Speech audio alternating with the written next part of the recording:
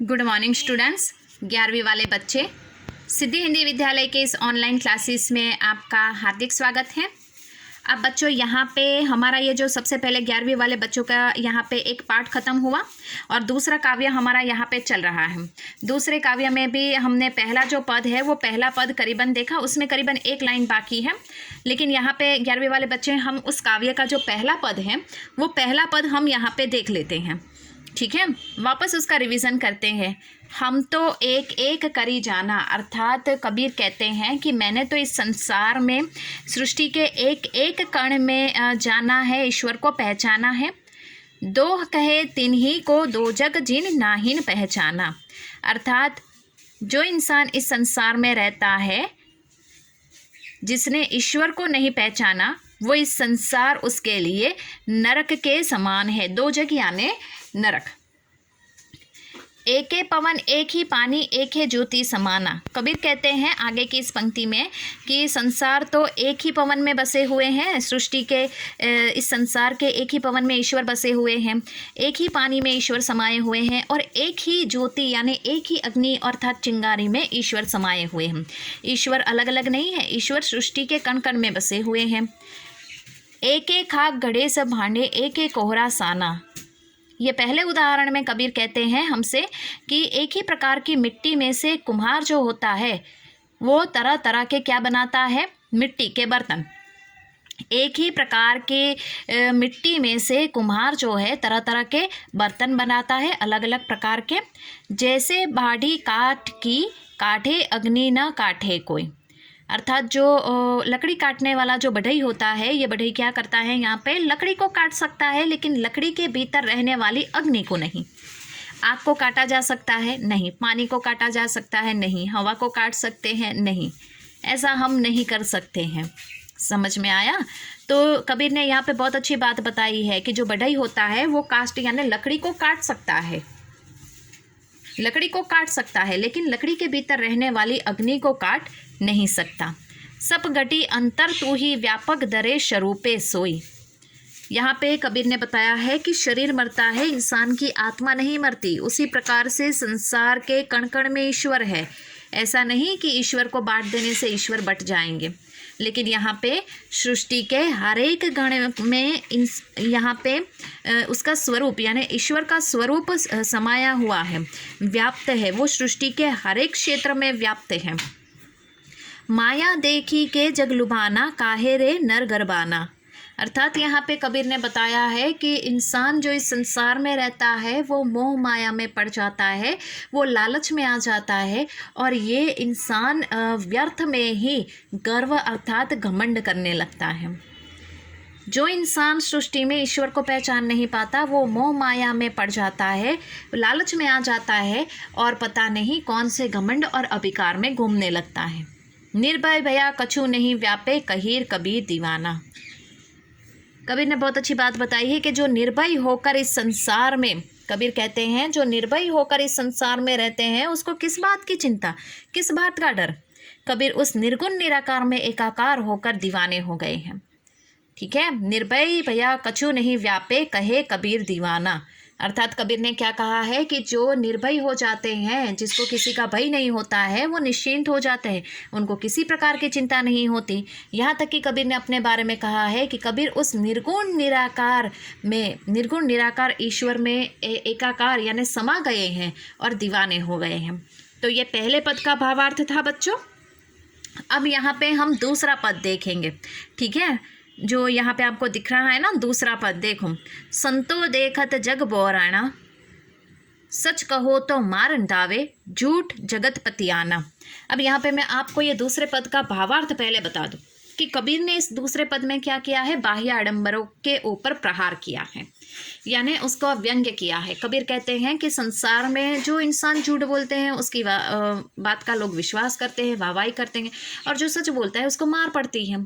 जो लोग नियम के पाबंद है, जो लोग धर्म के पाबंद है, ऐसे लोग जो होते हैं जो सिर्फ बाह्य दिखावा करते हैं, लेकिन उस दिखावे का क्या मतलब है।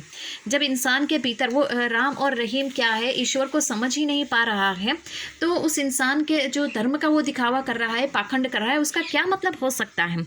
ये सब बेकार है, ये सब व्यर्थ है।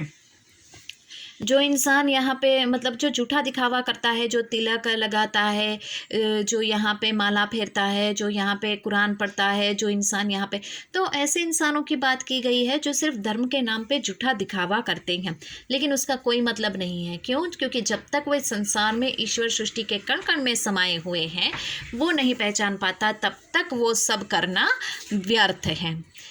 ये बात उन्होंने यहाँ पे दूसरे पद में बताई है। ठीक है। अब जैसे कि उदाहरण के तौर पे मैं आपको बताऊं कि कोई इंसान है, वो पूरे दिन माला जपता रहता है। ठीक है, माला जपता है, लेकिन जैसे ही माला जपने के बाद उसने किसी के बारे में निंदा की, तो मतलब उसके माला फेरने से जो उसको पुण्य मिला वो उस तुरंत ही नष्ट हो जाता है। क्यों? क्योंकि उसने दूसरे ही क्षण दूसरों की निंदा कर दी। तो यहाँ पे जो पुण्य उसने कमाया वो खो दिया। अब समझ में आया?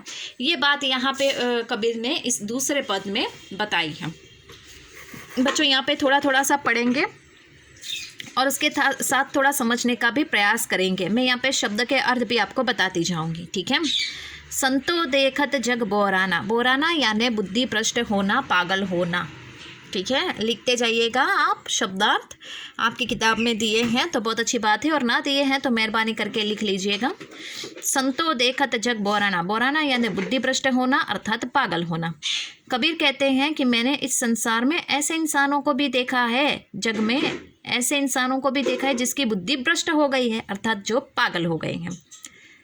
साच काहे तो मारन धावे, झूठे जग पतियाना। साच यानी सच कहो तो मारन धावे, मारने को दौड़ते हैं। सच कहो तो मारने को दौड़ते हैं। झूठे जग पतियाना, पतियाना यानी विश्वास करना, और जो झूठ बोलते हैं ये जग उसके ऊपर विश्वास कर लेता है, उसकी वाहवाही करता है। वापस एक बार ध्यान दीजिएगा। साच कहो तो मारन धावे, झूठे जग पतियाना। सच कहो तो मारने को दौड़ते हैं, धावे यानी दौड़ते हैं। झूठे जग पतियाना, और झूठे लोग की जग में पतियाना यानी विश्वास करते हैं, वाहवाही होती है। नेमी देखा धर्मी देखा, प्रातः करे स्नाना। नेमी, नेमी यानी नियम देखे। धर्मी देखा, धर्मी यानी धर्म के नाम पर पाखंड करने वाले लोगों को देखा। प्रात, प्रात यानी सवेरा। स्नाना, स्नाना यानी स्नान करना। ठीक है, शब्द के अर्थ लिखते जाइएगा बच्चों, कॉपी और पेन हाथ में ही रखिएगा। नेमी यानी नियम देखे। संसार में कबीर कहते हैं आगे कि संसार में मैंने नियम का पालन करने वाले लोग देखे, धर्म के नाम पर पाखंड करने वाले लोग देखे। ये लोग प्रातः यानी सवेरे उठकर क्या करते हैं? स्नाना यानी स्नान करते हैं। आत्म मारी पखान ही पूजे, उनमें कछु नहीं ज्ञाना। आत्म मारी, आत्म यानी स्वयं को मारकर पाखन ही पूजे यानी पत्थर की मूर्तियों को, अर्थात पत्थर को, अपनी स्वयं की आत्मा को मारकर, अपने स्वयं को मारकर पत्थर की पूजा करते हैं, पत्थर पूजते हैं।